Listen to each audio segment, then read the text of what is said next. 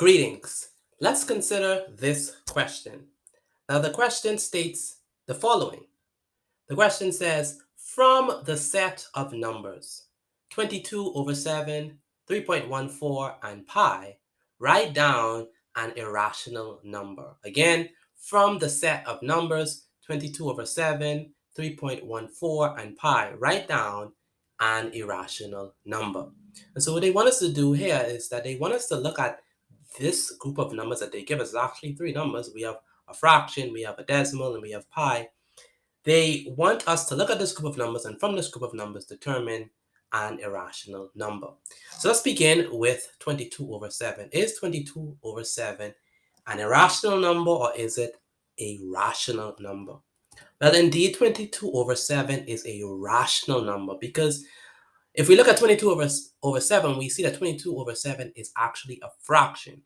And it's a fraction where we have an integer at the top and we have an integer at the bottom, and this integer at the bottom is not 0. So every time you have a fraction of this type, it's definitely a rational number. The 22 over 7 is a rational number. It is not irrational. Okay, so let's look at 3.14. Now, 3.14 is rational, and the reason why it's rational is because it is a terminating decimal.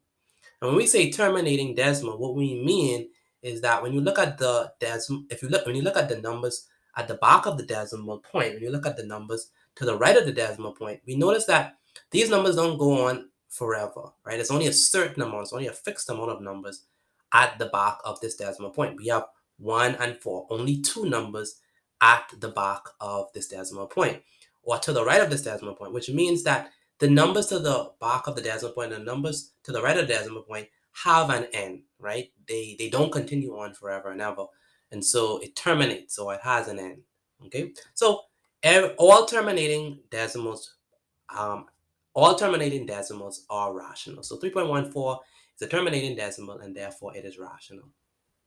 Now the next number that we have is pi. Now pi can be expressed as 3.14159265535 and continuing.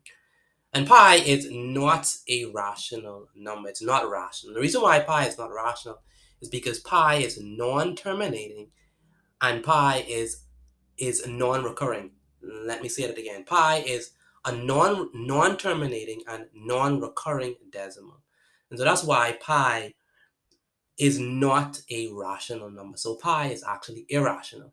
Now, when we say a non-terminating decimal, what we mean is that if you look at the numbers to the back of the decimal point, if you look at the numbers to the right of the decimal point, we see that they do not have an end. So it continues on and on and on and on and on. So we have 14159265535 and continue on. It does not stop. So it is non-terminating. It doesn't have an end. So the numbers to the right of this decimal point doesn't have an end. It does not stop. So pi is a non-terminating decimal.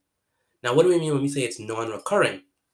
Well, when we say it's non-recurring, that means that, or when we say it's a non-recurring decimal, what that means is that when we look at the numbers to the right of the decimal point, and we look at the numbers to the back of the decimal point, well, these numbers do not follow a consistent pattern. Take a look at these numbers, right? Can you see a consistent pattern among them? And the answer is no. And so therefore it is a non-recurring or non-repeating decimal. There isn't a consistent pattern with the numbers to the back of the decimal point. And so every time we have a non-terminating and non-recurring decimal, it is definitely an irrational number. Therefore, pi is an irrational number. So the answer for this question is pi. So pi, sorry, let me write that here. So pi is the only irrational number that we have that is a part of this set. Again, every time we have a non-terminating and non-recurring decimal, that is definitely an irrational number. It is not rational.